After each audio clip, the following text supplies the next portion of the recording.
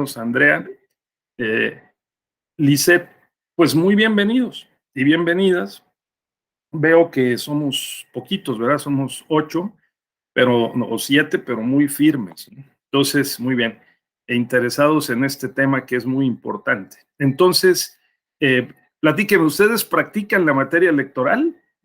Juan Carlos, operativamente, procesalmente, ¿sí? ¿O les interesa, Emilio, por aprender más de la materia y el tema, pues, de las nulidades, que es bien importante?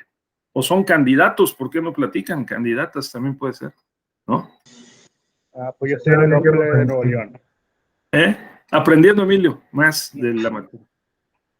¿Sí? Yo estoy ahora en el OPLE de Yucatán, pero llevo más de 27 años en procesos electorales. Ah, caray, pues usted nos va a enseñar mucho, estimado maestro Juan Carlos.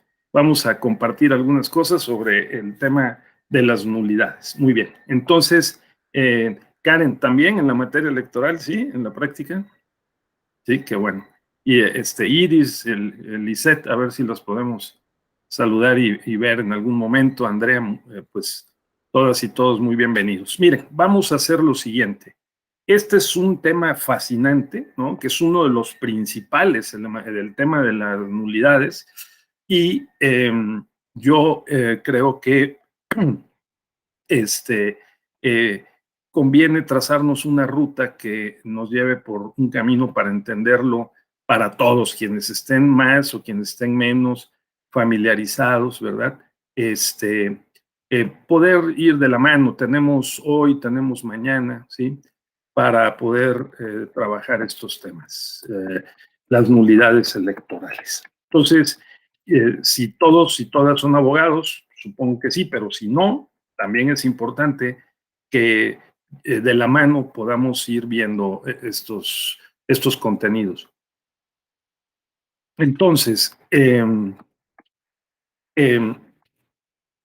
fíjense que el tema tiene relevancia porque partimos de la presunción de que todos los actos jurídicos son válidos. Pero si se demuestran que hay elementos para invalidarlo, entonces sobreviene su nulidad. Otra vez, todos los actos jurídicos en esta vida se presumen válidos. Se presumen conforme al principio de la buena fe. Pero si hay elementos que nos permitan determinar que no son válidos, que son inválidos, entonces se provoca la consecuencia jurídica más grave, que es la de privar de existencia al acto jurídico. O sea, se anula. Entonces, el sistema jurídico prevé en materia civil lo que se llama la teoría de las nulidades. O sea, a nosotros los abogados nos enseñan en la carrera de Derecho que los actos, para que existan jurídicamente, tienen que cumplir ciertos requisitos.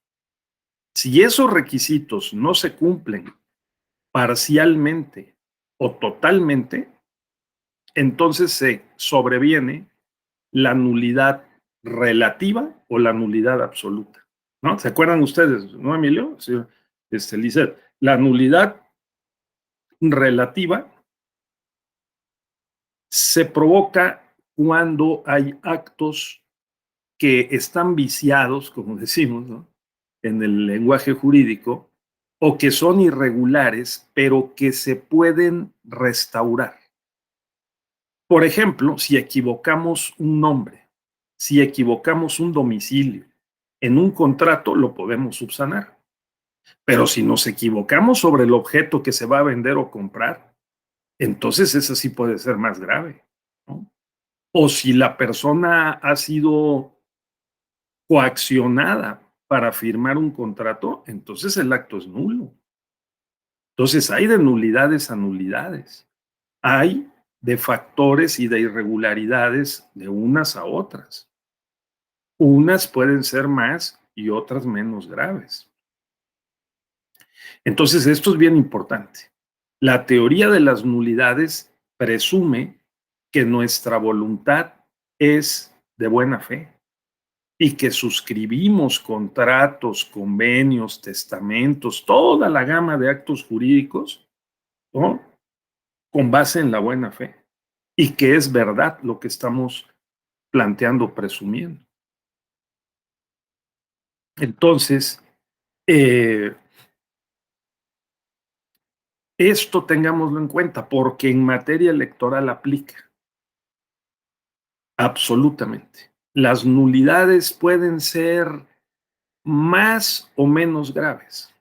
Las nulidades pueden, digamos, afectar la integridad de los procesos electorales, pero puede ser que no lo suficiente como para que provoque la nulidad de una elección, porque imagínense ustedes anular el voto no solo de los que provocaron las irregularidades, sino de quienes no las provocaron y fueron a votar a la casilla, ¿verdad? Se tomaron el tiempo para ir a ejercer el sufragio y resulta que porque terceras personas provocaron errores, cometieron errores, provocaron irregularidades, se va a anular todo el proceso electoral. Es algo muy fuerte, muy duro. Entonces, eso tengámoslo de entrada presente. Hay actos jurídicos que pueden estar afectados de una irregularidad relativa o de una irregularidad absoluta. En materia electoral hay actos que pueden estar afectados de irregularidades graves o de no tan graves, y por lo tanto, aquí necesariamente se tiene que acudir a la interpretación y a la evidencia. Tenemos que ver cuáles son las evidencias, para decir con evidencias hechos, pruebas y argumentación, para poder respaldar la pretensión de que una elección se anule. Anular una elección es desautorizar a la ciudadanía y revertir su voluntad. Entonces, Emilio, se comprenderá que no debe ser anulada una elección por cualquier causa, ni por cualquier grado de gravedad de la irregularidad. Tienen que concurrir ciertos factores para que una elección se anule. Pues eso vamos a ver. Eso nos enseñan en la teoría de las obligaciones y la teoría del acto jurídico y la teoría de las nulidades, 3 teorías clave que nos enseñan en derecho civil y procesal civil. Entonces, la teoría del acto jurídico, recuerden ustedes, hay elementos de existencia y hay elementos de validez. O sea, para que exista un acto, tiene que haber consentimiento, objeto y acuerdo. Si falta uno de esos 3, entonces el acto no existe, porque si no existe el objeto, pues no podemos vender la estatua de Cuauhtémoc, ¿no? O la de Cuitláhuac. Pues no hay objeto. No podemos en un contrato, Eliseo, Emilio, Iris, no podemos poner, cuando nos hacemos un contrato de trabajo, no podemos poner en la cláusula y firmar, aunque lo firmemos, se tiene por no puesto, de que renuncio a ejercer mis derechos político-electorales, renuncio a votar, renuncio a afiliarme a un partido. Esas cláusulas se tienen por no puestas. El objeto de esa cláusula sería ilícito contra la Constitución, porque la Constitución ampara los derechos fundamentales. Y los derechos fundamentales no se venden, no se compran, no se rentan, como los derechos de propiedad, que no son fundamentales porque se pueden comprar, vender, prestar, enajenar, etc. Entonces, dicho esto, por favor tengamos presente que la teoría de las nulidades electorales procede del derecho civil y del derecho procesal civil. Si los actos jurídicos y los actos procesales pueden ser inexistentes o nulos, pues entonces también en el ámbito electoral esa misma premisa aplica. Eso lo quiero dejar muy claro porque esa es la base de esta materia y en general de las nulidades electorales y de este módulo, ¿sí? Entonces, ustedes imagínense, la Constitución, si le abrimos la Constitución, en el artículo 41 de la Constitución dice que las elecciones, ¿sí? Serán libres, auténticas y periódicas, dice el artículo 41. Y dice que el voto, ¿sí? Será universal, libre, secreto y directo. Las reglas para garantizar la paridad entre los géneros. Habrá principio de paridad en candidaturas a legislaturas federales y locales y para todos los cargos, ¿sí? Los ciudadanos pueden afiliarse a los partidos, desafiliarse, ¿sí? De manera libre. ¿Qué significa? Significa que si leemos la Constitución en un sentido contrario, fíjate, Emilio, ¿qué tal que dijera las elecciones en México no deben ser libres, ni auténticas, ni periódicas? O sea, ¿no? O imagínense ustedes que dijera la Constitución que el sufragio no es universal, es particular, que no es libre, ¿sí? Sino que debe ser bajo presión, ¿no? Que no debe ser secreto, sino público el voto.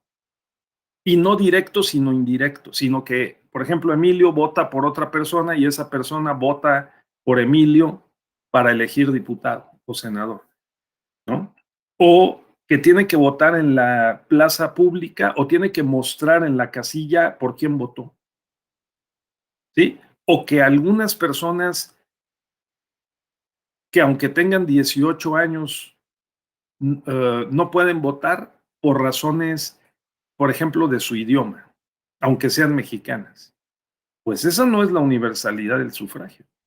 O porque son mujeres, o porque son afrodescendientes. No pueden votar. Sería contrario a la Constitución. El acto jurídico electoral estaría viciado.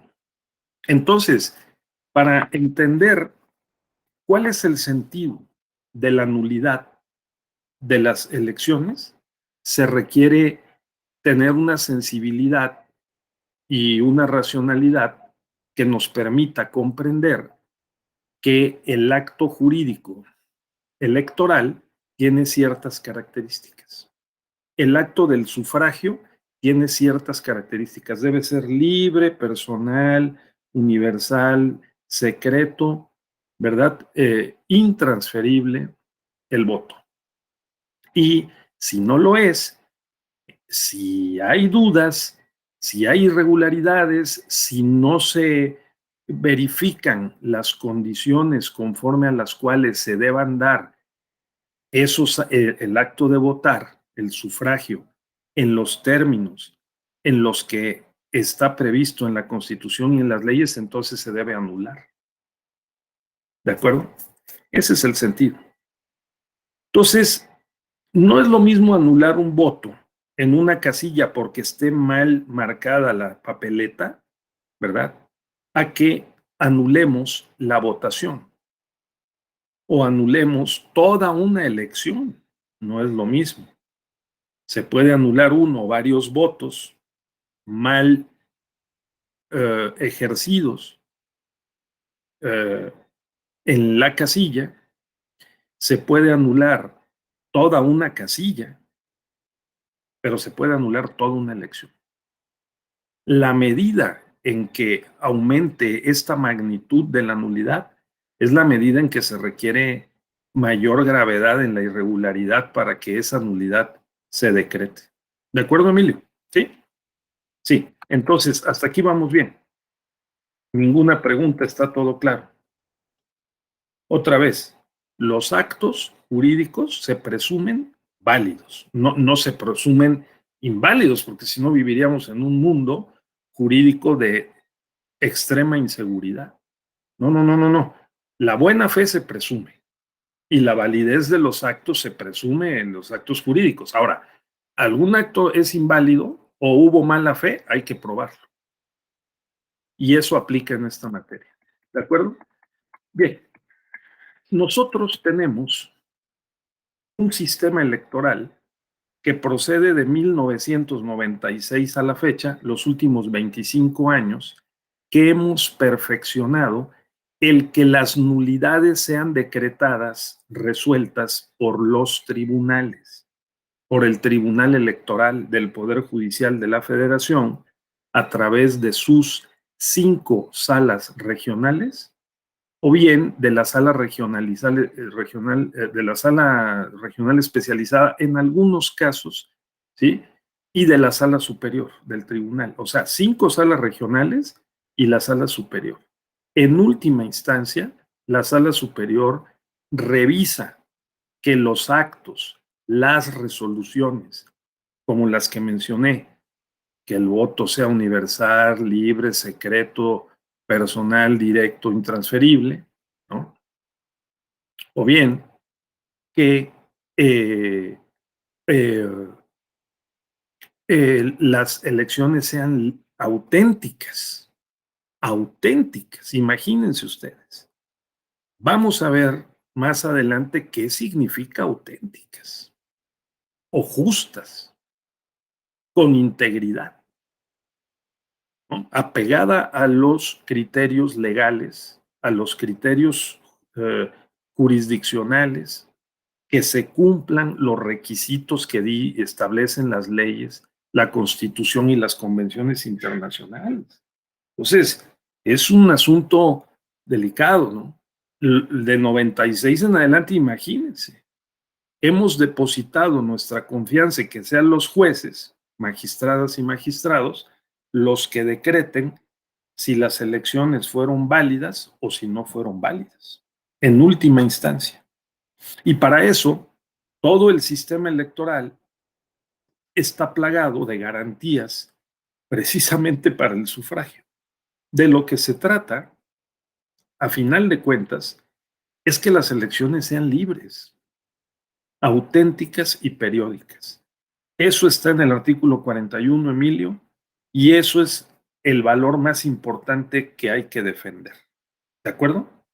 Todo el sistema electoral está construido para algo tan sencillo y tan complejo como es el hecho de que se cumpla con el principio valor de que las elecciones deben ser libres, auténticas y periódicas, y que se deben proteger y tutelar el derecho a la participación política de los ciudadanos.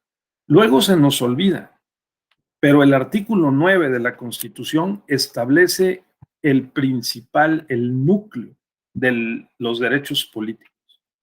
El artículo 9 de la Constitución dice que no se puede coartar el derecho de asociarse o reunirse pacíficamente con cualquier objeto lícito, pero que solo los ciudadanos de la República pueden hacerlo para tomar parte en los asuntos políticos del país. Ninguna reunión armada tiene derecho de deliberar. Pero luego dice el párrafo segundo, fíjate, Lisette, ¿sí? No se considerará ilegal y no podrá ser disuelta una asamblea o reunión que tenga por objeto hacer una petición o presentar una protesta para algún acto a una autoridad. Bueno, mientras no se profieran injurias, no se haga uso de la violencia, amenazas, intimidaciones, ¿sí? Pero, ojo, solo los ciudadanos de la República pueden participar en la política, en los asuntos políticos del país. Entonces, ese es el derecho político fundamental. Ahora, de ahí se desprenden el derecho a afiliarse, a desafiliarse, a cambiar de partido, a votar, a ser votado, ¿sí? Todas esas son modalidades de la participación política. Entonces, la participación política debe ser bajo condiciones de igualdad, para hombres y para mujeres, en paz, sin violencia, porque si hay violencia en general contra las personas y en particular en contra de las mujeres, entonces sí se anula la elección, ¿sí? Vamos a ver mañana cómo se acaba de anular una elección por primera vez en la historia de nuestro país por violación del principio de que no haya violencia política contra las mujeres, ¿no? Entonces, ojo, porque los principios constitucionales, que es el corazón de este módulo, la nulidad por violación de principios constitucionales, supone que las elecciones, el proceso electoral, la jornada electoral, se lleven a cabo bajo ciertas condiciones que garanticen que las elecciones sean libres, que sean auténticas, o si ustedes quieren que sean libres y que sean justas. ¿De acuerdo, Emilio? ¿Sí? Entonces, eso es el sentido. Si desarrollamos el sentido de lo constitucional electoral, ya ganamos, porque si nosotros asimilamos que las elecciones deben ser libres y justas o libres y auténticas, entonces desarrollaremos la sensibilidad y la comprensión suficientes, el entendimiento, para que cuando veamos una disposición jurídica o cuando veamos un acto, una resolución, podamos decir, oye, un momento, aquí pudo haber irregularidades, aquí pudo no cumplirse con lo que dice la ley o la Constitución o la Convención Internacional y por lo tanto podemos solicitar la nulidad de la elección o la nulidad de la votación o la nulidad de un voto o de varios votos. ¿De acuerdo? Sí. Entonces, ese es el sentido que me interesa mucho que registremos, por favor. Ahora, tenemos una historia pues muy mala en la materia, muy difícil. En el siglo XIX tuvimos muchos problemas. Y en el siglo XX también, con el tema de las elecciones y las nulidades. Fíjate, Emilio, tú eres abogado, Emilio, estudiaste Derecho, ¿sí? Fíjate, Emilio, que luego la historia enseña mucho, ¿no? Entonces, pues algunas personas han estudiado bastante la historia. El doctor Manuel González Oropesa, pues ahí también el doctor que fue presidente del tribunal, Fernando Gesto, hizo su tesis de doctorado sobre historia electoral, ¿no? Y de ahí se ha podido desprender que hemos pasado por momentos muy difíciles. Miren, la primera elección para sustituir al primer presidente de México, a Guadalupe Victoria, que fue presidente entre 1824 y 1828, terminó muy mal esa elección. La elección tuvo lugar en 1828 y se enfrentaron Vicente Guerrero, héroe de la independencia, contra Manuel Gómez Pedraza y contra Anastasio Bustamante. ¿Sí? Vicente Guerrero representaba a los pueblos, a las clases populares, ¿no? A los indígenas, afrodescendientes de la época. Él mismo era un afrodescendiente, Vicente Guerrero. Y pues muchas personas de los pueblos y de las regiones del país confiaban en él y se enfrentó a Manuel Gómez Pedraza, que era un representante de las clases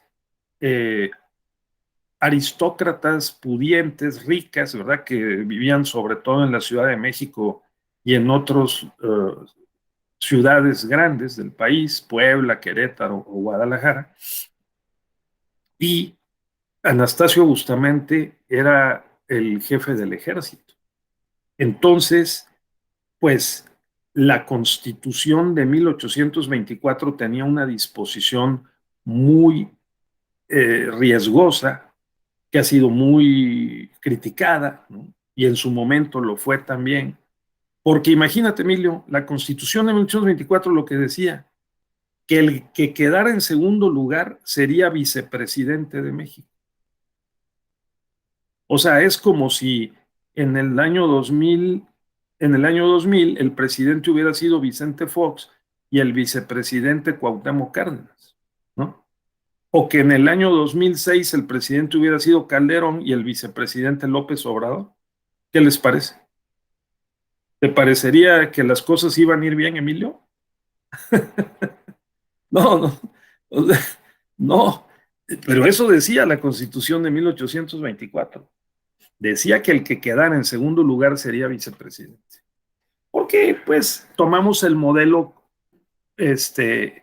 una idea muy descabellada, sí, pero fíjense que eso decía.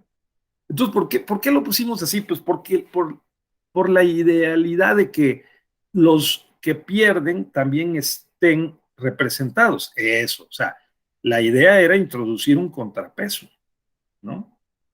Pero ese equilibrio lo que generaba era más conflictos, lo cual ocurrió. ¿Ustedes saben qué pasó entonces? ¿No? Les recomiendo mucho leer la historia de Vicente Guerrero, lo pueden googlear ahí, Vicente Guerrero, elección de Vicente Guerrero y Manuel Gómez Pedraza. Fíjense que pues teníamos un sistema electoral también muy particular, acomodado a las condiciones de la época, porque se votaba primero en las parroquias, en las iglesias de los pueblos, se votaba un delegado, ese delegado iba a una segunda instancia y ese votaba a otro delegado y ese otro delegado llegaba al Congreso local y había 26 congresos locales. En esos 26 congresos se elegía al presidente de la República, al senador, al diputado y así, ¿no? Entonces, eh, esa situación eh, eh,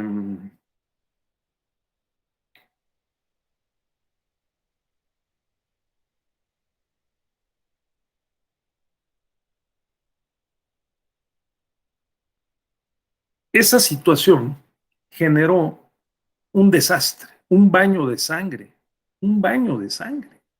No, no, no. Lo que generó fue que eh, eh, Vicente Guerrero, Vicente Guerrero tenía a su favor los votos de las parroquias, o sea, del pueblo.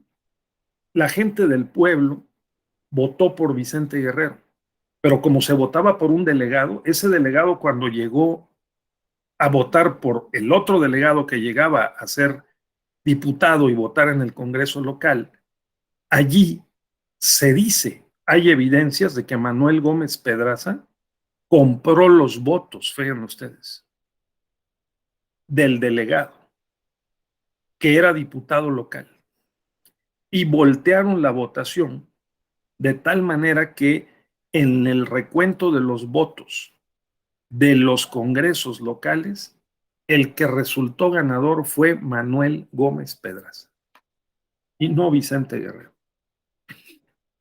¿Había tribunal electoral? No había tribunal electoral. ¿Quién podía verificar si había habido compra de votos, si los votos habían sido válidos, de buena fe, ¿no? El Congreso, el Congreso Federal, la Cámara de Diputados. Le llegaron las actas levantadas en cada uno de los 26 congresos, pues vieron que los votos estaban bien y declararon ganador a Manuel Gómez Pedraza. La gente se levantó. O sea, los que simpatizaban con Vicente Guerrero no estuvieron de acuerdo. Y alguno de ustedes vive en la Ciudad de México, conoce bien el centro de la Ciudad de México. Emilio, no, Lisette, ¿no? No están en la ciudad. En el centro de la Ciudad de México, ahí enfrente de la Catedral del Palacio Nacional, está el Palacio de Hierro, ¿no? En la calle de 20 de noviembre, pues hay tiendas muy grandes ahí. Eso, desde 1828, ahí había un mercado, el mercado del Parián, ¿sí? Pues quemaron el mercado del Parián, que era el principal mercado de la Ciudad de México. Los simpatizantes de Vicente Guerrero, pues hubo muertos, heridos, un grave incendio en el centro de la ciudad por las elecciones de 1828. Entonces, el entonces presidente electo Manuel Gómez Pedraza, que representaba pues a los ricos de la época, esa es la verdad, y representaba a los españoles, a los peninsulares eh, que vivían en México. Entonces, Manuel Gómez Pedraza solicitó licencia y dijo, no, no, no, no, no es para tanto. Ahí está la presidencia y se fue exiliado a Estados Unidos. Y entonces la Cámara de Diputados elaboró un nuevo dictamen y declaró presidente constitucional a Vicente Guerrero. Imagínense. O sea, el mismo órgano que había declarado presidente a Gómez Pedraza declaró presidente luego a Vicente Guerrero. Ahora, claro, ¿qué le quedaba hacer a la Cámara de Diputados? Pues nada, pues porque el presidente pidió licencia, pues o sea, tal vez hubiera sido mejor llamar a una nueva elección, pero tomó la decisión de declarar presidente a Vicente Guerrero, anulando su propio decreto previo. Pues se generó una crisis constitucional y política. Obviamente, Vicente Guerrero, además nombraron vicepresidente al jefe del ejército, Anastasio Bustamante, imagínense ustedes. ¿Qué creen que pasó? Pues nada, que Anastasio Bustamante le hizo la vida imposible a Vicente Guerrero, presidente de México. Y como Anastasio Bustamante recabó el apoyo de los ricos de la época, ¿no? Entonces logró que la Cámara de Diputados le bloqueara al presidente Vicente Guerrero varias de sus iniciativas, ¿sí? Y lo que provocó esto fue que Vicente Guerrero, al ver que lo iban a declarar incapaz para gobernar, imagínense ustedes. O sea, incapaz para gobernar es que no tiene la capacidad mental, ¿sí? Entonces Vicente Guerrero solicitó licencia, dijo, no, ahí nos vemos, y se fue a Guerrero, al estado de Guerrero, ¿sí? Y luego, ¿qué creen que pasó? Anastasio Bustamante asumió la presidencia de la República y le cometió una traición a Vicente Guerrero a través de un marinero de apellido Picaluga en Acapulco. Aprendieron a Vicente Guerrero, lo subieron en un barco, lo llevaron de Acapulco a Huatulco, en Huatulco, Oaxaca, lo entregaron a las autoridades militares, le hicieron un juicio sumario y lo fusilaron. Lisset, fusilaron al segundo presidente de México, a Vicente Guerrero, en una ciudad que se llama Cuilapan, afuera de Oaxaca, de la ciudad de Oaxaca, ¿sí? El 14 de febrero de 1831. Imagínense ustedes. Entonces, por un problema de nulidad de las elecciones, ¿sí?, fue fusilado el segundo presidente de México, porque no había tribunal electoral, el que calificaba si las elecciones habían sido válidas o nulas era el propio Congreso, ¿sí?, tanto para los diputados y senadores como para el presidente de la República. Obviamente se prestaba a muchas negociaciones políticas. Esta triste historia de Vicente Guerrero, bueno, y después, ¿qué fue lo que pasó? Pues le echaron la culpa a Anastasio Bustamante, obviamente, ¿no? Todo el mundo se enteró de que el presidente sustituto había traicionado al presidente con licencia y que lo habían fusilado, ¿no? Entonces, pues también Anastasio Bustamante tuvo que dejar la presidencia. Y entonces trajeron de regreso a Manuel Gómez Pedraza, que estaba viviendo en Estados Unidos, para que terminara el periodo de los 4 años de 1828 a 1832. ¿De acuerdo? Entonces vino y fue presidente 11 meses. ¡Qué desastre! O sea, la segunda presidencia de México fue un desastre. Hubo 3 presidentes y 1 asesinado, otro exiliado, y los 3 en algún momento tuvieron que pedir licencia. O sea, una crisis constitucional y política por el mal diseño legislativo de cómo estaba construida, ¿no? La presidencia, la vicepresidencia y el sistema electoral, que no tenía las garantías suficientes para que el sufragio, las elecciones fueran auténticas, ¿no? Porque, pues, como se ha probado, la prensa de la época da cuenta de esto, compraron los votos, acto que permitió que perdiera Vicente Guerrero en los congresos locales la elección y que se volteara la elección y la ganara, digamos, Manuel Gómez Pedraza, ganara entre comillas, ¿de acuerdo? A lo largo del siglo XIX las elecciones fueron indirectas. Hace rato leí el artículo 41 que dice que el voto será directo, ¿no? Nosotros tenemos voto directo para presidente de la República desde 1911. Madero, Francisco I. Madero, fue electo en 1911, en noviembre de 1911, presidente de la República por primera vez por voto directo, pero todo el siglo XIX tuvimos voto indirecto. ¿Qué significa? Que nosotros como ciudadanos votábamos por un delegado, ese delegado votaba por otro que era un diputado al Congreso y ese diputado votaba por el presidente. Eso ocurrió todo el siglo XIX hasta 1911 con la elección de Francisco I. Madero, ¿de acuerdo? ¿Y quién hacía la función que hoy hace el Tribunal Electoral? Los congresos. El Congreso local y el Congreso federal, ¿sí? Hubo un pequeño periodo entre 1858 y 1876 en que la Suprema Corte de Justicia de la Nación decidió intervenir y a través de los amparos que llegaban en última instancia a la Suprema Corte, ejerció lo que entonces se llamó, o han llamado los doctrinarios, ¿no? La figura de la competencia de origen, la legitimidad de origen, revisando si la elección por la que fue nombrado un gobernante, como por ejemplo un gobernador o un presidente municipal, si la elección fue libre y justa o auténtica, ¿no? Si, por ejemplo, ustedes en el siglo XIX, en esa época, promovieran un amparo contra un impuesto que les quisieran establecer en un estado de la República, por la vía del amparo, la Suprema Corte de Justicia podía revisar si el gobernante que ordenó el impuesto, o sea, un gobernador o un congreso local, si los integrantes del Poder Ejecutivo y del Congreso habían sido electos de manera legítima.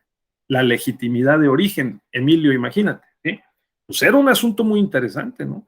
Oye, tú me pones un impuesto, yo le voy a preguntar al juez de distrito, le voy a demandar con el juez de distrito y en amparo en última instancia en la Suprema Corte, en amparo en revisión, que revise si tú fuiste electo de acuerdo con la ley, ¿no? Para que seas legítimo, estés legitimado para establecer el impuesto. O sea, con motivo del impuesto revisamos tu elección. Entonces la Corte empezó a hacer eso, ¿sí? Y claro, pues hubo muchos conflictos políticos porque la Corte dijo, a ver, reviso las condiciones en que fue electo el gobernador o los diputados que establecieron el impuesto en el estado de Morelos o en el estado de Querétaro, y si veo que no fueron electos conforme a la ley, entonces los removemos del cargo. Imagínense, ¿no? Es como si hoy, por ejemplo, Cuauhtémoc Blanco pusiera un impuesto en el estado de Morelos, ¿no? O en el estado donde ustedes viven, un presidente municipal o un gobernador decretara un impuesto, ¿no? Y que con motivo de ese impuesto ustedes promovieran un amparo y le dijeran al juez de distrito que revisara la elección para ver si fue electo conforme a la ley el presidente o el gobernador. ¿Qué te parecería, Lisette? Estaría bueno, ¿no? ¿O no? Sí, o sea, de paso, que se revise la legitimidad de origen de ese gobernante. Bueno, pues eso empezó a hacer la Suprema Corte. Obviamente se generaron muchos conflictos, ¿sí? Y el presidente de la Suprema Corte, que en esa época un presidente importante de la Suprema Corte fue José María, José María Iglesias, pues estaba en favor de que la Corte sí interviniera y que revisara la legitimidad de origen para anular la elección, pues quitar del cargo al gobernador o al presidente municipal correspondiente. Los conflictos que generó llevaron a que otro personaje que fue también presidente de la Corte, lo voy a poner aquí en rojo, ¿sí? Ignacio Luis Vallarta, hay una estatua de Ignacio Luis Vallarta ahí en la entrada de la Suprema Corte de Justicia en México, en la Ciudad de México. Él dijo no, revirtió el criterio y en 1881 estableció lo que hasta la fecha está vigente, que es el criterio de que el juicio de amparo no es la vía para revisar posibles violaciones a los derechos civiles o a los derechos políticos, solo a los derechos civiles o los derechos penales, si ustedes quieren llamarlos así, ¿no? De seguridad jurídica, de propiedad, de igualdad, de libertad, pero no para los derechos electorales.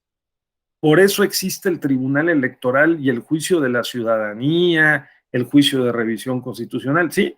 Porque el Tribunal Electoral, de alguna manera, es la solución que le hemos encontrado para que la Corte no se meta como se metía en el siglo XIX, en esos 15 años, de 1858 a 1876, ¿no? Aproximadamente 18 años, ¿no?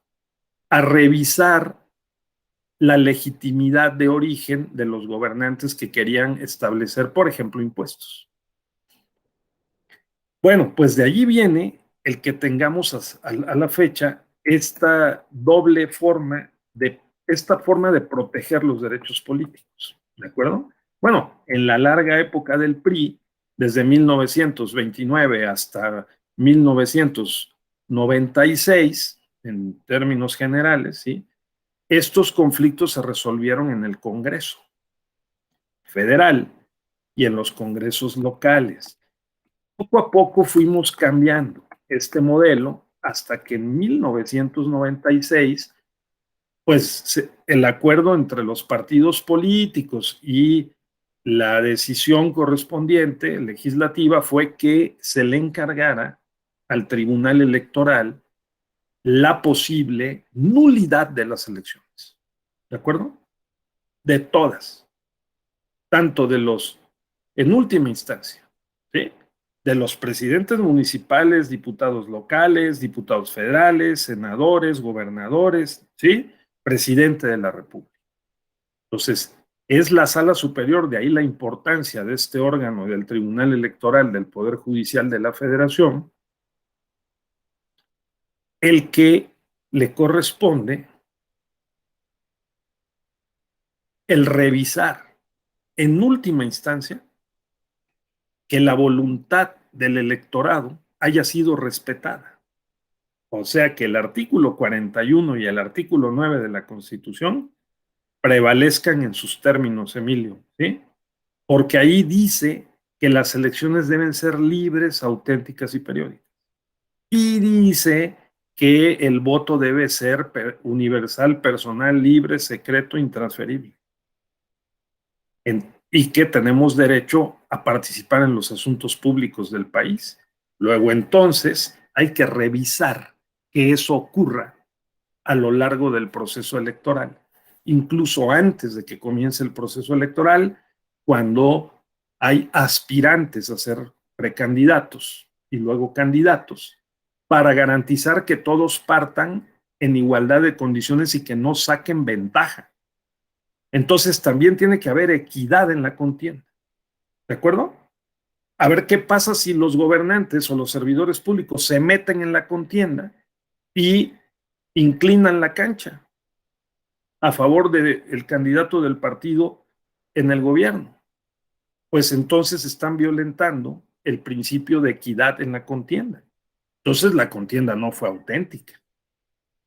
El principal valor a defender es que las elecciones sean libres y auténticas. Si alguien inclina la cancha y mete recursos públicos del gobierno a las campañas, pues entonces no hay equidad en la contienda y estas no son auténticas. Si eso se demuestra, si hay recursos lícitos o ilícitos desproporcionados en una campaña, ¿sí? Y si se demuestra, o si se usa tiempo en radio y televisión que no está permitido y se compró, se adquirió y se demuestra, entonces se puede anular la elección. ¿Por qué? Porque ¿cuál es el valor que estamos protegiendo, Emilio?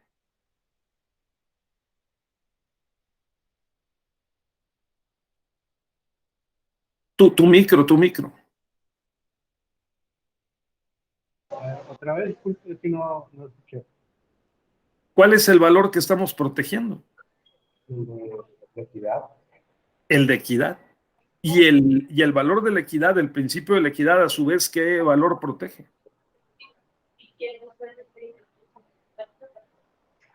Lisette, las elecciones libres, ¿no? Y auténticas, porque si no hubiera equidad, entonces no es auténtico. ¿Qué significa auténtico? ¿No? Pues sería bueno ver qué dice el diccionario sobre lo que significa auténtico. Pues fíjense que aquí lo tengo, ¿eh? Sí. O sea, ¿qué dice el diccionario que es auténtico? No, porque aquí las palabras son clave. Entonces lo que dice es que algo, vamos a ver qué es auténtico.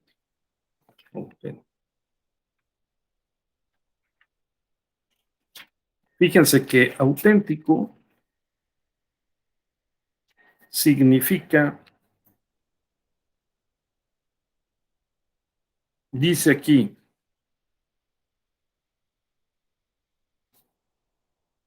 que auténtico es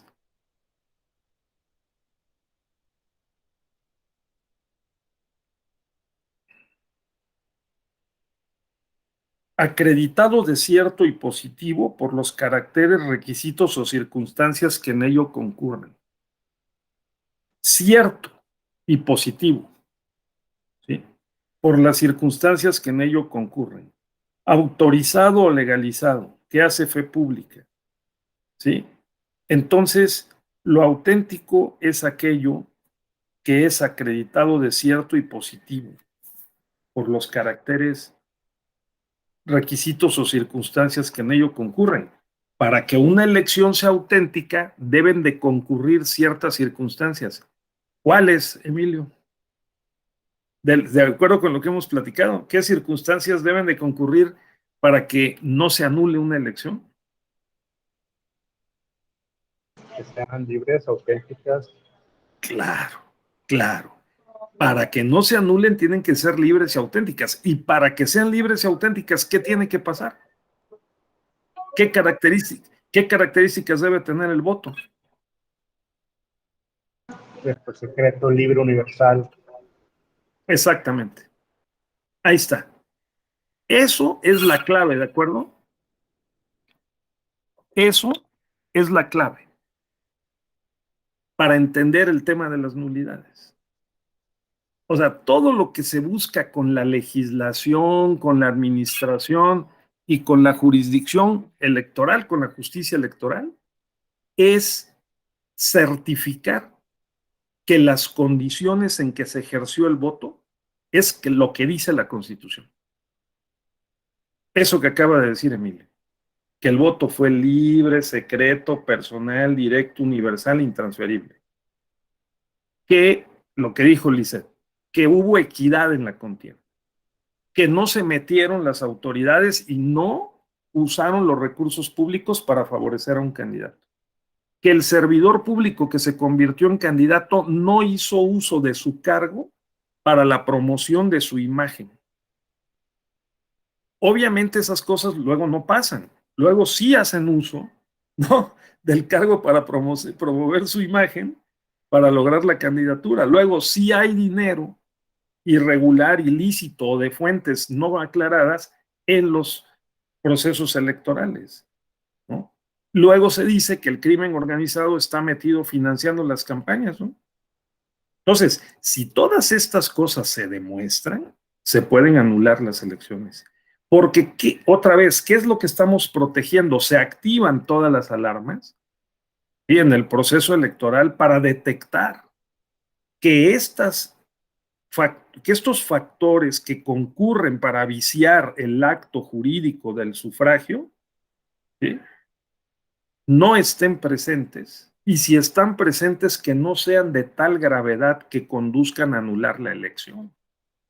De eso se trata. Ahora, claro, si no se tiene cuidado en recabar la evidencia, que son hechos, pruebas, ¿no? Argumentación, pues entonces, ¿cómo lo vamos a probar? Porque auténtico o libre tiene que ser certificado. Se tiene que hacer constar. Entonces, de 1996 a la fecha, construimos las nulidades en materia electoral a cargo del Tribunal Electoral. Esta es la gran apuesta que hicimos en 1996 y que ha estado vigente 25 años. Entonces, yo creo que ha habido 3 etapas de 96 a la fecha. La primera es que hubo un periodo en que se dio, digamos, la nulidad por causales específicas, que son las que vamos a ver y ustedes ya han estado viendo en este diplomado, pero las vamos a repetir ahora, las vamos a dar una sobrevolada hoy, ¿no? Que es nulidades por causales específicas e inicio de causal genérica. Primero, pues si no se pone la casilla en el lugar que quedamos que iba a estar, ¿no?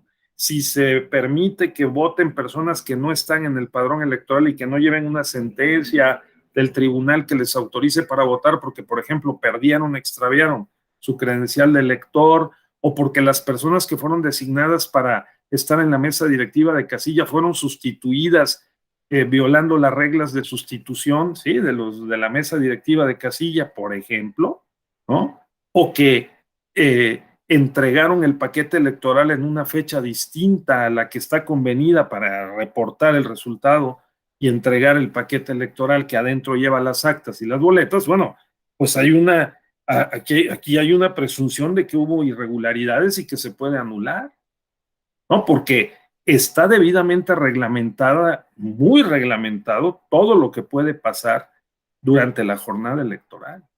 Entonces, eso lo hemos perfeccionado, ¿sí? Además, en el año 2000 también se construyó lo que se llamó la causal abstracta de nulidad. ¿Ustedes han oído hablar de la causal abstracta de nulidad? No. Fíjense que la causal abstracta de nulidad, pues su nombre lo dice, ¿no? Lo abstracto es contrario a lo concreto, ¿no es cierto?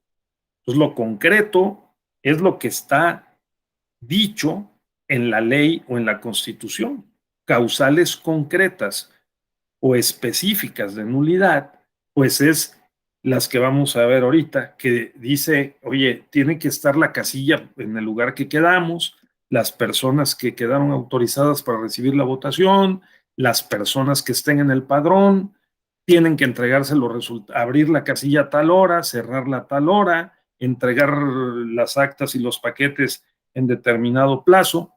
Todas esas son circunstancias, actos que deben de darse para que la elección sea válida. Pero ¿qué tal que no ocurre así? Entonces la elección puede invalidarse, ¿de acuerdo? Por causales concretas. Ahora, ¿puede haber una causal abstracta? No. Y la causal abstracta es, pues, aquella que no es concreta. ¿Cuál es una causal abstracta? Pues ahí no dice que si le dan dinero a las personas, ahí no dice que si le regalan una concesión de taxi a un líder de los taxistas, ¿no? Ahí no dice que si hay muchos anuncios en radio y televisión a favor de un solo candidato en las radiotelevisoras del gobierno, pues ahí no dice que se deba anular la elección por esa razón, ¿no? Pero tenemos la capacidad de decir, oye, pero eso ocurrió, se demuestra, entonces, aunque no lo diga de manera expresa, concreta, sí podemos razonar, inferir que hay una razón o una causa abstracta. No está expresa, pero sí podemos lógicamente sostener que hubo una serie de irregularidades que si las sumamos todas, entonces deben de llevarnos a la conclusión de que la elección debe ser anulada. Entonces eso ocurrió en el año 2000, ¿sí? En el caso de la gubernatura de Tabasco, en donde se probó que había una serie de intervenciones del gobierno del estado en favor del candidato de su partido. Y a eso se le llamó causal abstracta de nulidad. ¿De acuerdo, Emilio? Por esa causal abstracta de nulidad, pues imagínense, por primera vez en la historia del país, un tribunal anuló una elección de gobernador por la causal llamada abstracta que no estaba expresa en la legislación ni en la Constitución. Obviamente no les gustó nada a los políticos y dijeron, ¿saben qué? Vamos a poner en la Constitución que el Tribunal Electoral solo puede anular elecciones por causas que estén expresas, pero que no las construya como una causal abstracta que no esté expresa, ¿sí? Y que no sea tampoco la causal genérica, que es que haya violaciones generalizadas, graves, sistemáticas, determinantes para el resultado de la elección, que es otro escenario, es otra posibilidad. Que haya irregularidades graves en el 20%, el 25% de las casillas no se instalen, se quemen, se destruyan, ¿no? Estas irregularidades graves tienen que ser probadas y si eso ocurre, entonces se anula la elección. Ah, pero que no me vengas a decir que hay una causal abstracta que yo como legislador que represento a los electores que votaron por mí de manera directa, pues yo porto la soberanía como legislador y yo tengo que poner las causales, porque si no me las inventas tú que eres el juez. A ver, Emilio, si tú fueras legislador o Lisset, si fueran legisladores, ¿ustedes aceptarían que alguien que no fue electo por el voto de la gente, como sí son los legisladores, que serían ustedes, ¿no? Que alguien anule una elección por una causal que tú no pusiste, Emilio, en la ley, de manera expresa? Si fueras legislador. Pues no, no te agradaría mucho. Exactamente. O sea, ¿por qué? Porque tú, Emilio, como yo, si fuéramos legisladores, presumiríamos de que somos racionales, ¿no?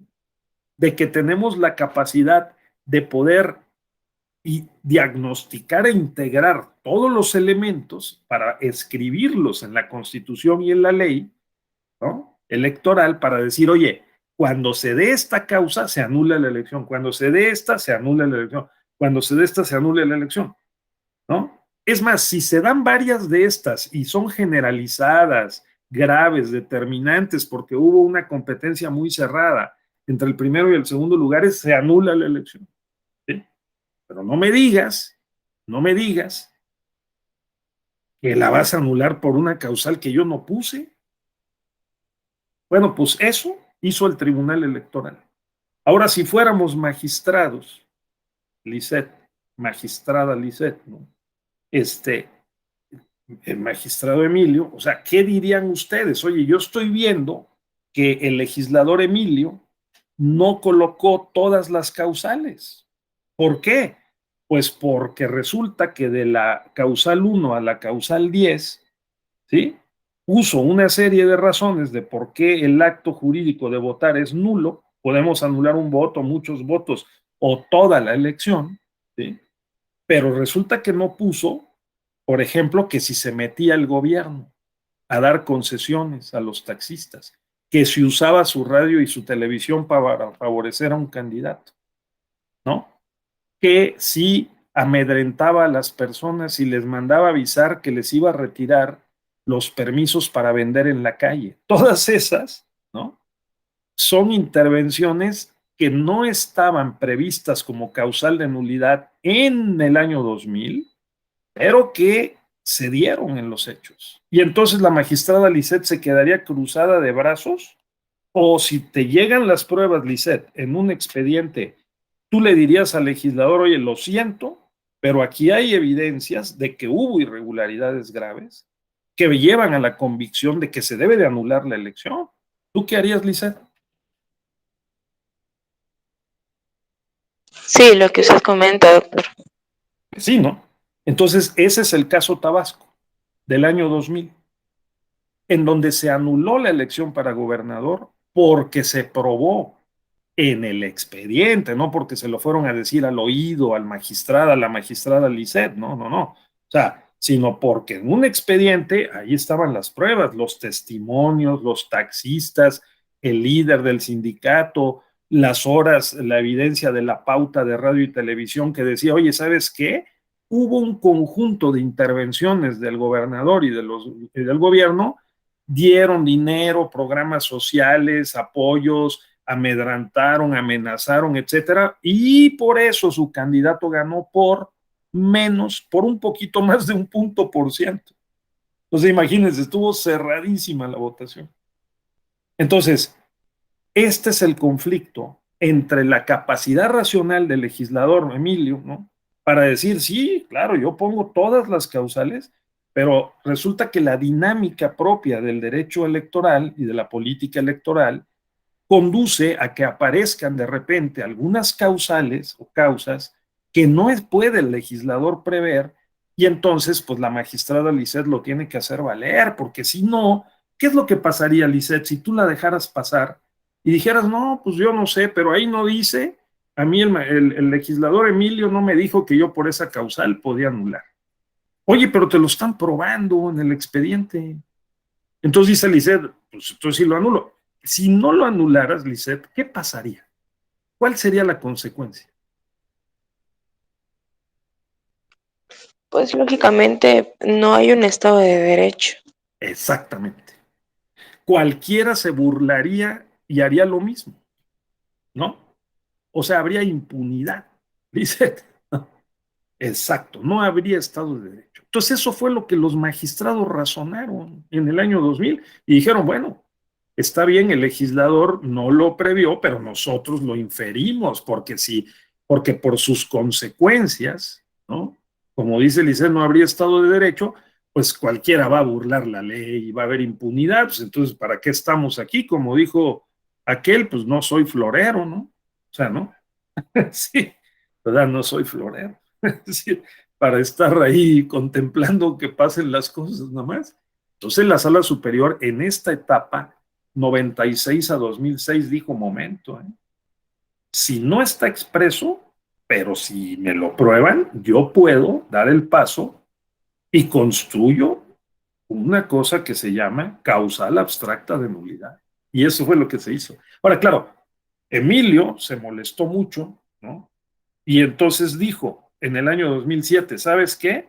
Vamos a poner en la Constitución que las salas del tribunal no pueden anular una elección si no es por una causal que yo diga que esté ahí de manera concreta. Porque si no, también hay inseguridad jurídica. ¿Qué tal que a Lisset, la magistrada Lisset, pues le van y le hablan al oído, ¿no? ¿O qué tal si en el expediente no están las pruebas suficientes? ¿No? Entonces, y ella, pues, no es que tenga su corazón del lado derecho o del lado izquierdo, no, o sea, que tenga una preferencia política o partidaria, sino apreció de manera diferente las pruebas. Y dijo, ¿sabes qué? No está suficientemente probado o sí está suficientemente probado. Entonces dice el legislador, no, no, no, no, no nos podemos arriesgar a la subjetividad de la magistrada Lisset, ¿sí? Entonces vamos a poner aquí que no, solamente las causales que estén expresas. Y eso lo pusieron en el año 2007. ¿Qué hizo la magistrada Lisset? Una vez que el diputado Emilio hizo esa operación. ¿No, Emilio? Si me permiten, ¿no? Hacer este símil, pues, ¿no? Pues lo que hizo la magistrada Lisset es decir, correcto, les llegó un asunto procedente de Acapulco, de la elección de un presidente municipal a finales de 2007, en donde le dijeron a la magistrada Lisset, fíjese magistrada, que aquí en esta elección ha habido toda una serie de violaciones a lo que dice la Constitución. ¿Por qué?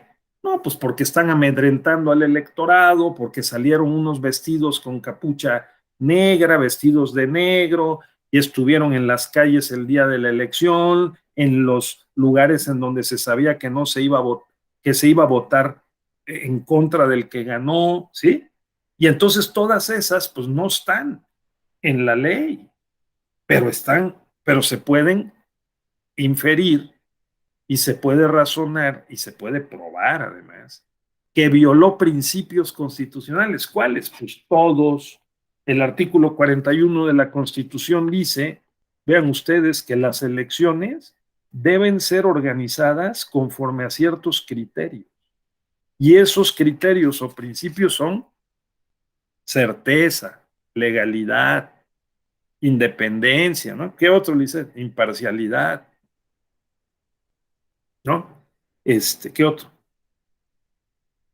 Profesionalismo, legalidad, ¿no? Ya dije, transparencia, máxima publicidad, Emilio, ¿sí? Tú las pusiste, Emilio, en la Constitución, sino como legislador. Entonces, pues ahí está. Además, en el artículo 134, Emilio puso, no, a ver, se puso de acuerdo con otros legisladores y dijeron, no, a ver, las elecciones tienen que ser imparciales, ¿eh? Tienen que ser equitativas. No debe haber dinero ahí bajo la mesa y no deben de comprar tiempo en radio y televisión, no deben de promoverse, o sea, tiene que haber equidad en la contienda. Entonces le vienen a decir a Lisset, no, pero fíjate que en Acapulco sí hubo todo eso. ¿Qué hizo Lisset? Pues Lisset lo que hizo fue decir, a ver, aquí me lo probaron, aunque no está suficientemente probado, ¿sí? Pero les anuncio que yo, si me lo prueban, que hubo violaciones a esos principios constitucionales, aunque la causal no está expresa en la ley, pero si violan principios constitucionales, yo anulo la elección. Lisset, lo mismo que dijimos hace rato, ¿no? O sea, tú lo harías. Claro, porque si no lo haces, entonces lo que provocas es impunidad. Bueno, pues ese es el caso Acapulco, ¿de acuerdo? Del año 2007, en donde se resolvió y la sala superior, las y los magistrados dijeron, oye, el legislador pudo haber dicho en 2007 que me bloqueó la causal abstracta que yo había construido en el año 2000 para seguir protegiendo la legalidad, ¿no? La constitucionalidad de las elecciones, y en 2007 me dijo que no lo haga, pero yo quiero decir que si los partidos y los candidatos y los gobiernos siguen interviniendo en las elecciones contrario a lo que dice la Constitución y violan lo que dice la Constitución, yo voy a anular la elección. Dice Lisset, yo lo haría, ¿no? A Emilio dice, pues no me gusta la idea. Pues esas son las grandes posiciones teóricas contemporáneas.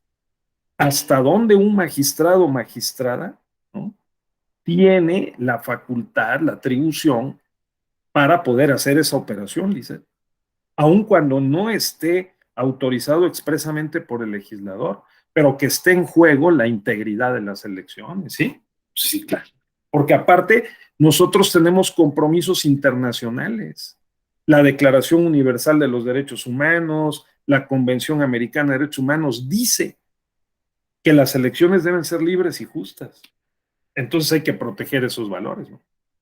Aún con el riesgo de que Lisset como magistrada se equivoque y pueda cometer un error y apreciar las pruebas, los hechos convertidos en pruebas que están en el expediente, que no siempre esas pruebas son fieles, ¿no? ¿Verdad? Pero pues se tiene uno que arriesgar, ¿no, Lisset? Porque peor sería el que se sigan cometiendo actos ilícitos y que no se sancionen. O sea, es un problema, Emilio, ¿no? Entonces, ese es el punto, ¿de acuerdo? Que es lo que está en medio del tema de las nulidades electorales. ¿Qué dice el legislador y qué causales establece? ¿Cómo operan estas en la práctica? Y el juez magistrado de última instancia, como el del Tribunal Electoral, ¿qué hace y cómo opera para poder aplicar esas causales? Ese es el sentido.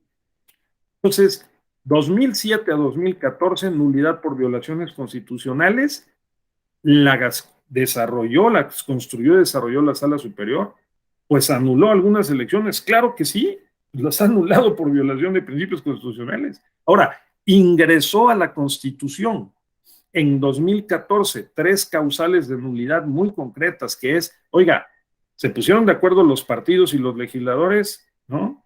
Y entonces Emilio, el legislador, junto con otros, colocó 3 causales más. Dijo, ¿sabes qué? El que se pase de más del 5% del gastos de campaña, del tope de gastos de campaña, le anulamos la elección. El que compre tiempo aire en radio y televisión, vaya a la radiodifusora y compre tiempo aire en radio y televisión, le anulamos la elección. El que reciba recursos ilícitos, ¿sí? Y se lo prueben, del crimen organizado, por ejemplo, le anulamos la elección. ¿Qué tal, Lisette? Eso hizo Emilio en 2014. Porque pues se pusieron de acuerdo el PRI, el PAN, el PRD y dijeron, no, bueno, pues es que solamente así vamos a poder proteger el valor de que las elecciones sean libres, auténticas. Y luego resulta que también pusimos, por ejemplo, la paridad de género. Entonces, si no hay paridad de género, también podemos decir, oye, momento. Si hay violencia política contra las mujeres, entonces podemos anular la elección porque es un principio constitucional y convencional. México firmó la Convención contra la discriminación de las mujeres y la violencia contra las mujeres, y ahí dice que se tiene que garantizar el derecho a las mujeres a participar en paz, no en medio de la violencia, ¿verdad?, en las elecciones, para acceder a los cargos y ejercer los cargos. Entonces, si hay violencia, como la hubo el año pasado en un municipio de Guerrero, lo veremos mañana con detalle, pues entonces se anula la elección. Se anula la elección. ¿Por qué? Porque se violan principios constitucionales, que son principios convencionales también cuando se trata de derechos humanos, ¿sí? Que son principios que están en las convenciones internacionales, ¿sí? Entonces, tengamos en cuenta esto, aunque se han anulado no tantas elecciones, muchas, la mayoría municipales, ¿verdad?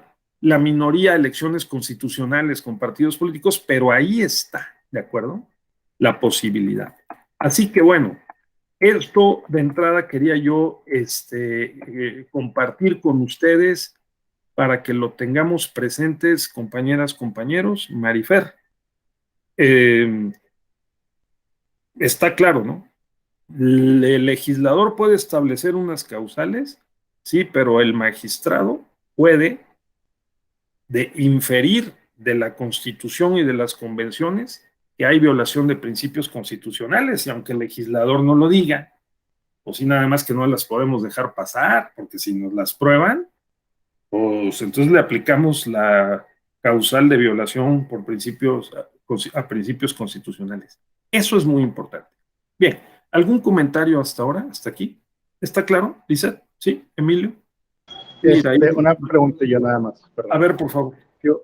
Entonces, cuando hablamos de invalidación de una elección por principios constitucionales, es una nulidad abstracta lo que estamos hablando. Muy buena pregunta. Los magistrados sustituyeron la causal abstracta de nulidad, o la nulidad abstracta, como dijiste, en síntesis, con la nulidad por violación de principios constitucionales. Sí, muy bien, muy bien. Porque la nulidad abstracta, ¿qué es lo que sostenía? Si no está expresa, pero si se violan, si hay diversos actos irregulares, ¿sí?, entonces no es conforme a la Constitución. O sea, el hecho de que el legislador no me diga en la lista de causales de nulidad de la votación recibida en casilla o de la nulidad genérica, que sean generalizadas esas violaciones, ¿no?, graves, determinantes para el resultado de la elección, porque sea muy cerrada la diferencia entre el primero y el segundo lugar, ¿no?, y que me las prueben en el expediente, ¿no? Entonces, si el legislador no lo puso, pues, y si eso ocurrió, pues perdónenme, pero como dijo la magistrada Lisette, no podemos dejarlo pasar porque pondríamos en riesgo más violaciones. Entonces, eso, que el legislador canceló en el año 2007, la Sala Superior inmediatamente en diciembre de ese mismo 2007 dijo, ojo, porque se siguen presentando ese tipo de violaciones. Y les quiero decir que aunque en Acapulco, caso Acapulco, no alcanzó para anular la elección, sí las puedo anular, ¿eh? ¿De acuerdo, Emilio? O sea, tienes razón. Mi respuesta es sí. Vamos a decir un tanto simplificadamente para los que sean muy exigentes, que la causal de nulidad abstracta que la construyó la Sala Superior del Tribunal en el año 2000 con el caso Tabasco y que canceló el legislador en 2007, porque también dijo, oigan, pues es que me pueden hacer aparecer una causal que, pues, que realmente yo no preví, ¿no? Conforme a la experiencia, ¿no? Pero la Sala Superior sustituyó la causal abstracta con la causal de nulidad por violación de principios constitucionales.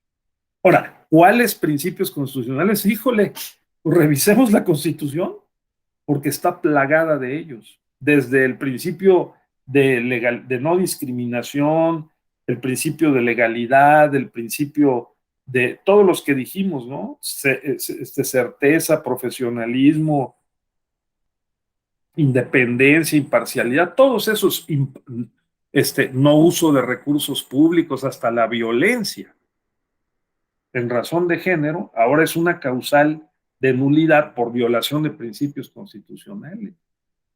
¿De acuerdo? A ver, Lisette, sí. Mi pregunta es, hoy en día ya no existe la nulidad abstracta, ¿es correcto? Puesto que todo lo que está establecido en la Constitución está establecido en las leyes y viceversa.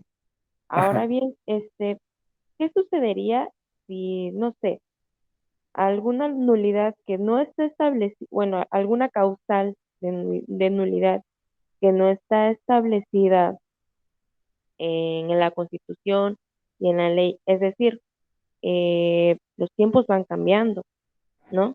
Entonces, ahora con esto de las redes sociales, por ejemplo, se me ocurre que lo de las campañas que hicieron estos influencers que ya no recuerdo, solo se sancionó, ¿no? Con una multa monetaria, que ahora, no sé, se les ocurra establecerlo como una nulidad. ¿Qué sucedería en este caso y lo convierten como una nulidad abstracta? ¿Qué pasaría? ¿Hay una forma de que la echen abajo? No sé, se me ocurre. Sí, la sala ya no le llamará causal de nulidad abstracta, ¿no? Sí. Le llama por violación de principios constitucionales, ¿no? Entonces, no, de hecho se siguen presentando. Porque es interesante cómo si los legisladores colocan nuevos principios, ¿no? Por ejemplo, les digo, el principio de paridad.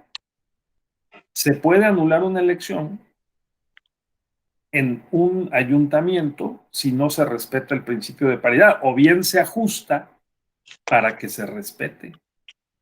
Por ejemplo, si a la sala superior le van y le dicen, oye, fíjate que el partido tal no está respetando el principio de paridad en las candidaturas, pues entonces la sala superior tiene que revisar los criterios frente al principio de paridad, ¿no? En todo, como ahora se llama, que está en el artículo 41 desde 2019, y si debe haber paridad en todo, pues entonces está obligado a aplicar el principio.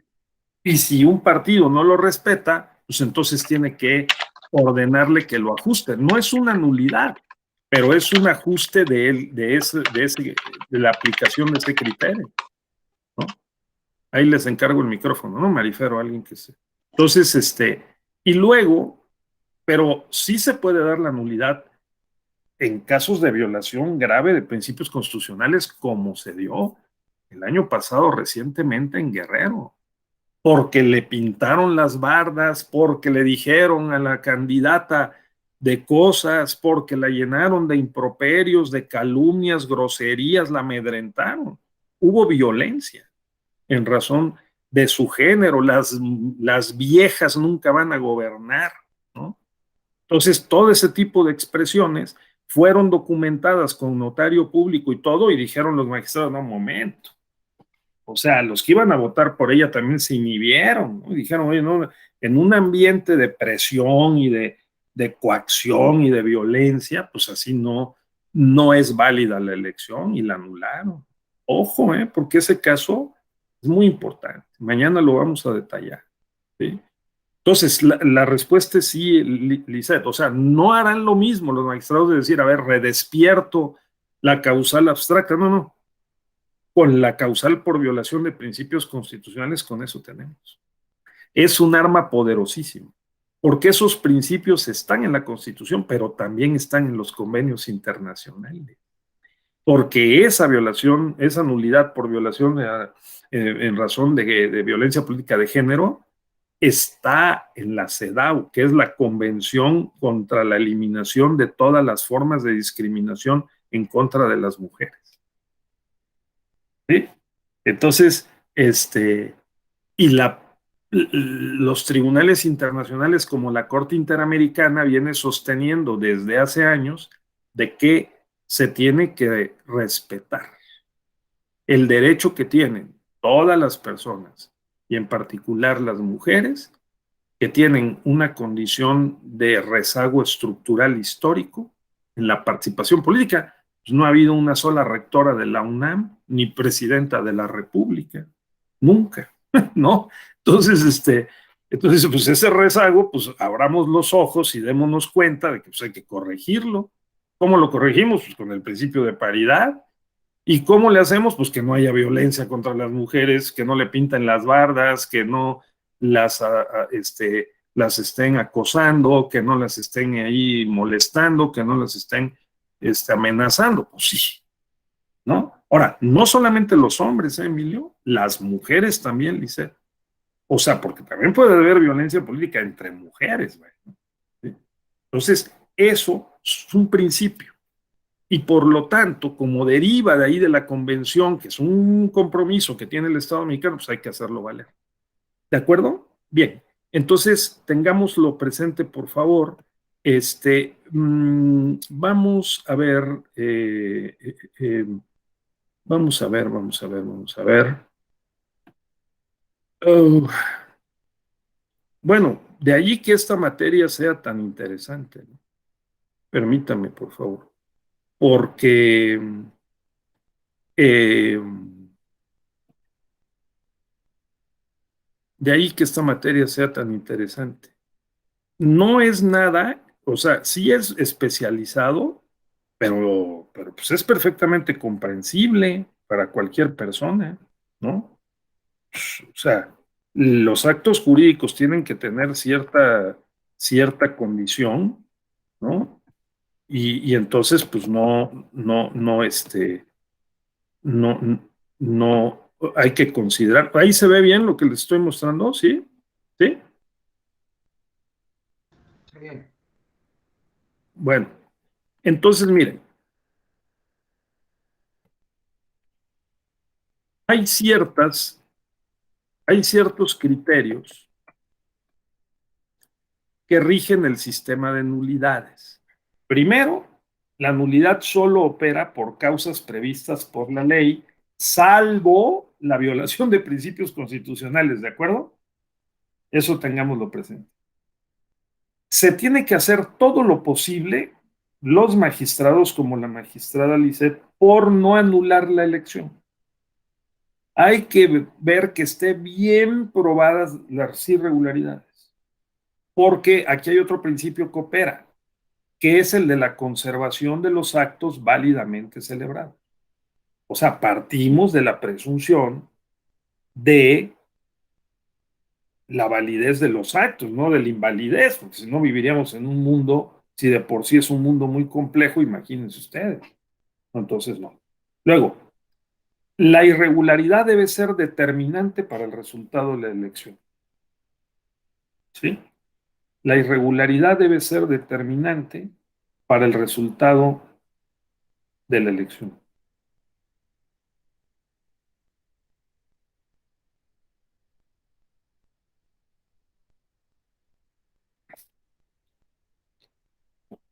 ¿Qué significa que sea determinante? Ya lo veremos. Hay determinancia cuantitativa y cualitativa. Ese es un criterio clave, porque Lisset dijo, los influencers. Pues claro, intervienen los influencers, compramos los servicios de unos influencers para que influyan, ¿no? A través de las redes sociales, mensajes masivos en la percepción y la conducta del electorado en el periodo, además prohibido, ¿no? De 3 días antes del día de la elección. Es un periodo en el que el electorado debe de reflexionar para ejercer su voto, ¿no? ¿De acuerdo? Entonces, metemos, o sea, ahora resulta que Emilio y yo somos candidatos, ¿no? Y una mujer también, Lisset, es candidata, y nuestra compañera del Instituto Electoral, que no alcanzo a ver su nombre, ¿no, compañera? Del IEM, ¿no? Ella es la jueza. Entonces nosotros competimos y resulta que Emilio contrata a unos influencers y yo contrato a otros, ¿no? Entonces dice Lisset, a ver, ¿y esos qué? ¿No estarán violando también los principios constitucionales de equidad en la contienda? Pues estamos gastando ahí muchísimo dinero para contratar a estos influencers e influir en el electorado. Bueno, si lo prueban, y si prueban que hay una relación cuantitativa, cualitativa entre la operación de esos influencers y esos mensajes con el electorado, entonces se puede anular la elección. Ese es otro caso muy, muy interesante que prometo que mañana le echamos un ojo. ¿Sale, Emilio? ¿Por qué? Porque pues ocurrió en Toluca el año pasado, en Michoacán, de que un partido, ¿no? Contrató a unos influencers y está probado que los contrató, que participaron y todo. Lo que no quedó claro es si influyó o no en el electorado, porque la diferencia no era tan pequeña entre el primero y el segundo lugar. Entonces, ahí es donde también hay estas franjas que son delicadas, ¿sí? Para poder como jueces determinar si hay o no hay determinancia cualitativa y cuantitativa. O sea, ese es un punto muy importante. Porque la idea es, hasta donde sea posible, conservar los actos válidamente celebrados. O sea, vamos a anular la elección, sí, pero vamos a anular también la voluntad de todos los que, sin deberla ni temerla, fueron de buena fe a votar, ¿no, Emilio? Entonces, pues también digo, es medio sangriento traerse abajo la elección completa, ¿sí? Entonces, a ver, Lisset. Pues sí, no, es muy cierto que anular una elección implica anular el voto de la ciudadanía, ¿no? Claro. Que se destinó un tiempo para salir a votar, para ejercer su voto, pero ¿cómo podemos erradicar estas malas prácticas que además son desleales, ¿no? Que además también, o sea, es decir, nosotros tenemos, creo yo, por en la materia donde nos envolvemos y todo, tenemos un poco más de criterio, más de este voto conciencia, la conciencia del voto. Pero ¿cómo podemos erradicar estas malas prácticas para que la ciudadanía, que no está tan allegada a lo que nosotros conocemos, a lo que ellos desconozcan, pues nos influyan?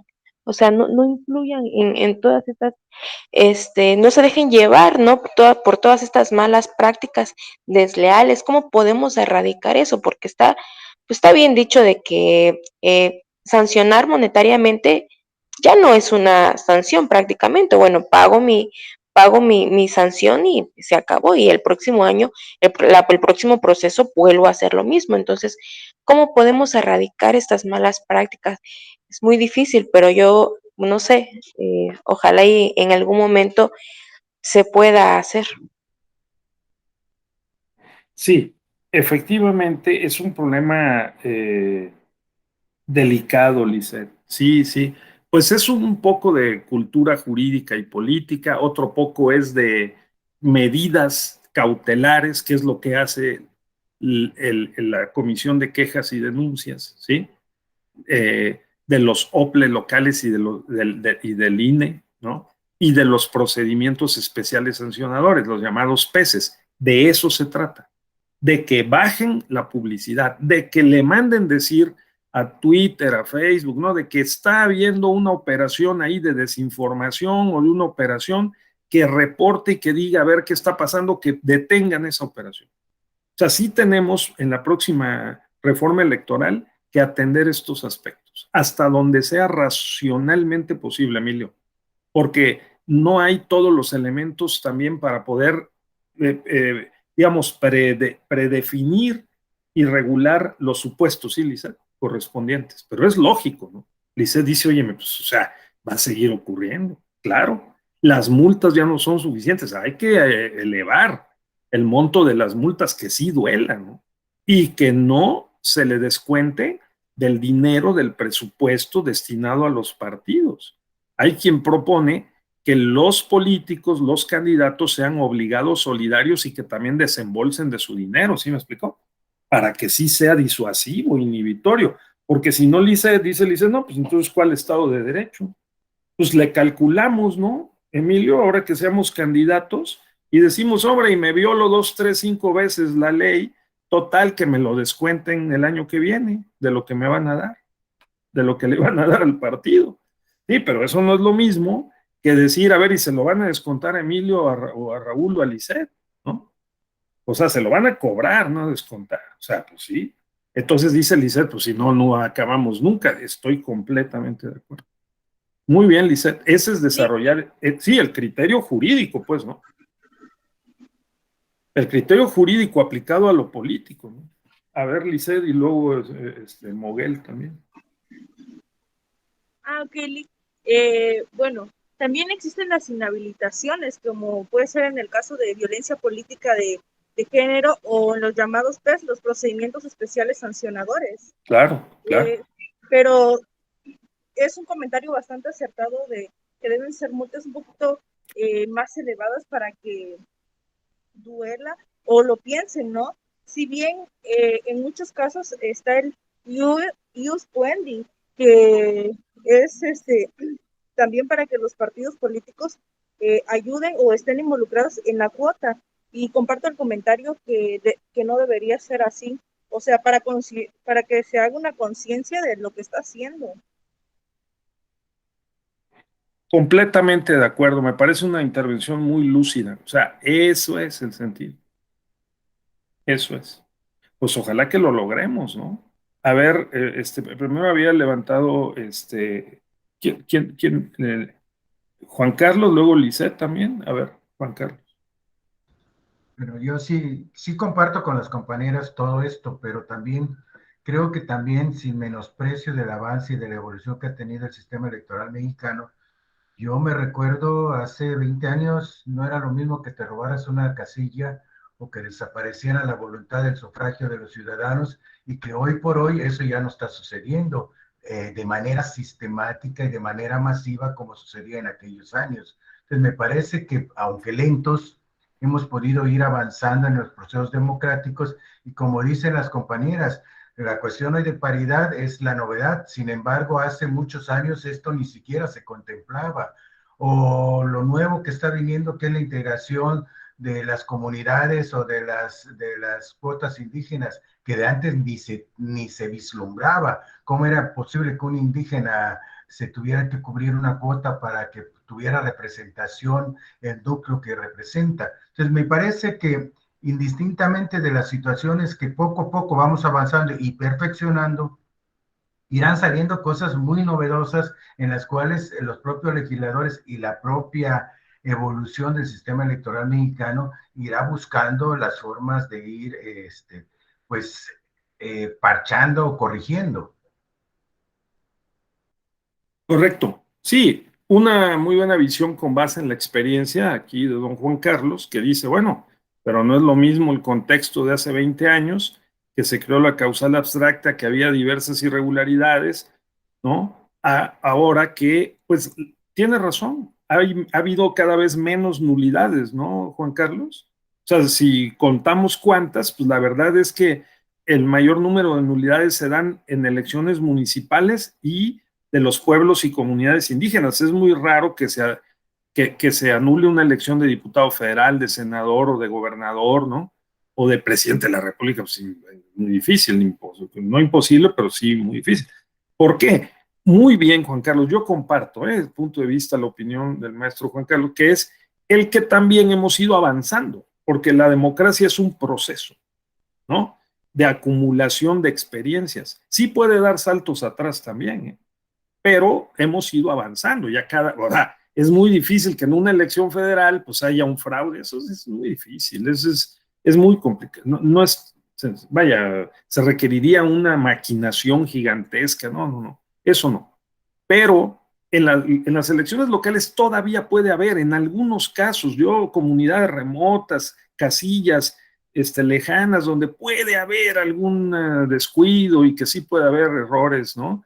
Humanos, con dolo incluso, pero no como para que sean determinantes para el resultado de la elección. Ha habido casos recientes, el año pasado en Oaxaca, en Salina Cruz, por ejemplo, en donde incluso se destruyó paquetería electoral, hubo un incendio, se quemaron paquetes, todo, pero la sala superior sostuvo la elección con base en el principio de los actos válidamente celebrados. O sea, sí se pudo reconstruir con la copia de las actas y todo.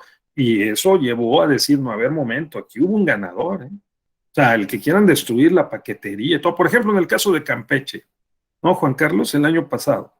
O sea, el recuento total de la elección ordenado desde la sala superior, yo estuve ahí, por fortuna, en Campeche, en la comisión jurisdiccional que fue a elaborar ese recuento con los magistrados, las magistradas, y pues certificamos que no había boletas apócrifas, que no era cierto, que no se había contado bien. O sea, no, sí, hubo errores, como luego hay errores, pero no determinantes para el resultado de la elección, nada de eso. Entonces sí considerarlo es importante, ¿sí? Entonces, bien, vamos por hoy a concluir aquí, estimados amigos, colegas. Vamos a continuar mañana viendo un repaso a las causales. Miren todo lo que tenemos para mañana, el que vamos a revisar para reforzar. Ay, ya lo volví a perder por aquí, pero a ver, mañana tenemos que ver una serie de cuestiones importantes para reforzar, ¿sí? Entonces, permítame un segundito, aquí está. Mañana le daremos entonces una sobrevolada terminaremos estos criterios, el criterio cuantitativo y cualitativo de nulidad, ¿sí? Miren el artículo 75 que tiene causales de nulidad específicas para anular votos en la casilla, ¿sí? La genérica para anular toda la elección en un distrito, o puede ocurrir en un municipio, o para una diputación, para el Senado de la República, y vamos a ir viendo así una por una, ¿verdad? Una por una de las causales hasta llegar a la causal genérica, ¿sí? Que está sometida a ciertos criterios también, y luego vamos a las causales específicas de nulidad de elección de diputados, senadores y presidente de la República, y luego vamos a ver la violación propiamente por la nulidad por violación a principios constitucionales, ¿sí? Algunos casos en particular que tenemos aquí registrados, y con eso creo que tendremos un panorama lo más completo posible para ustedes, ¿de acuerdo? Sí, bien, entonces, listos para mañana, que consolidemos y concluyamos este módulo. Les agradezco muchísimo, Emilio, legislador emérito, ¿no? Lisette también, nuestra magistrada, y bueno, esta técnica de poder representarnos en unos o en otros papeles nos permite todavía comprender pues más fácilmente, mejor, de qué se trata y cómo hemos construido toda esta institucionalidad electoral. Juan Carlos, que la ha visto aquí el maestro Juan Carlos durante casi 30 años, Juan Carlos, ¿no? Para poder decir, oye, estábamos en pañales, Ahora tenemos mucho mejor ropaje y más estructura para poder tutelar los derechos políticos de los ciudadanos mexicanos, ¿sí? De la ciudadanía en general. ¿De acuerdo? Muy bien. Pues entonces cuídense mucho, muchas gracias y nos vemos mañana a las 11 por este canal. Hasta pronto. Buenas tardes a todos y a todas.